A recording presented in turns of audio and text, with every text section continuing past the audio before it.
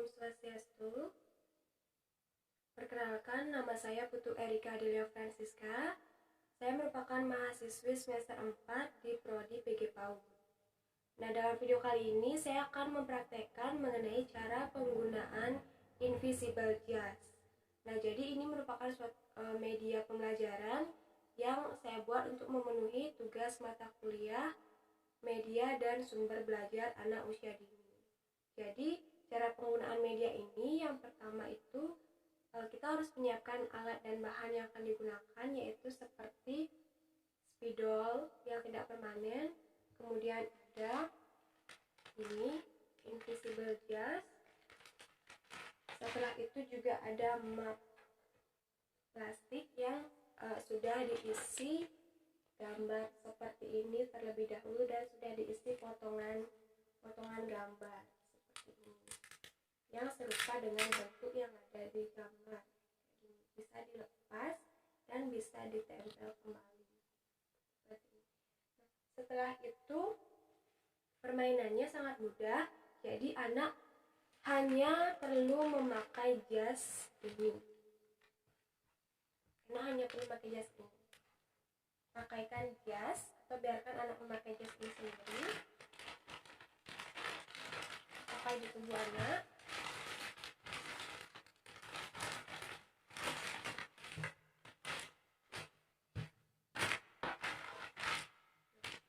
Setelah terpakai seperti ini, minta anak untuk memunggungi kita.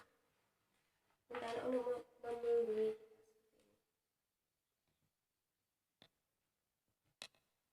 Setelah kita sudah memunggungi, kemudian ambil spidol.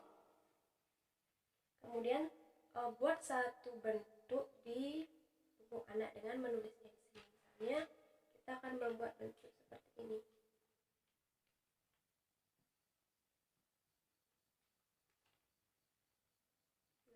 Kita akan membuat bentuk seperti ini.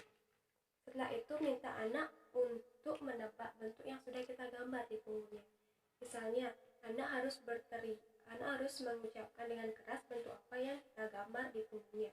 Misalnya, ini adalah bentuk jantung. Kemudian, minta anak untuk menemukan bentuk jantung di potongan-potongan kertas yang sudah disediakan di sini. Minta anak untuk menemukannya di sini. Misalnya, ketika anak sudah menemukan, misalnya ini adalah bentuk jantung, kemudian ambil map plastik yang sudah kita buat, terus minta anak untuk menempelkan bentuk jantung itu sesuai dengan yang ada di sini. Misalnya, yang bentuk jantung itu adalah ini, maka minta anak untuk menempelkannya di sini. Kayak gitu.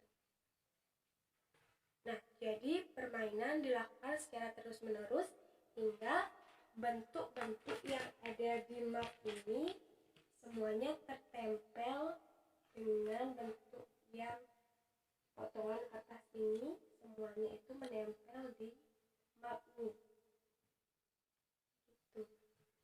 Nah, jadi dalam permainan ini, dalam media pembelajaran ini tentunya ada aspek-aspek yang dikembangkan. Yang pertama itu ada aspek kognitif anak, di mana kemampuan berpikir anak itu harus berkembang dengan baik, karena anak itu kan harus menebak bentuk apa yang telah ditulis di punggungnya. Jadi aspek perkembangan kognitif anak juga sangat terstimulasi jika menggunakan media pembelajaran ini.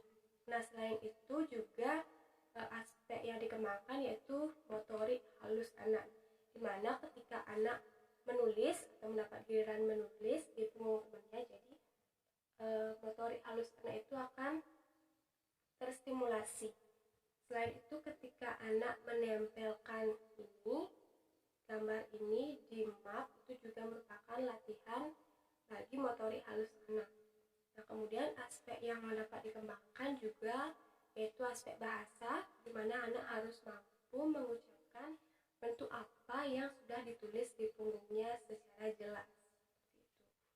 Nah, jadi selain itu juga media ini berfungsi untuk melindungi pakaian anak yang memang memiliki kebiasaan mencoret-coret dinding, mencoret-coret punggung temannya. Jadi ketika menggunakan jas ini, baju mereka atau seragam mereka akan tetap bersih. Dan selain itu media ini juga bisa dipakai kembali karena dapat dihapus seperti ini. Jadi selama tidak menggunakan alat tulis yang permanen, maka jas ini akan tetap bersih seperti semula. Nah, jadi itu saja yang dapat saya sampaikan dalam praktik penggunaan media pembelajaran ini. Semoga bermanfaat.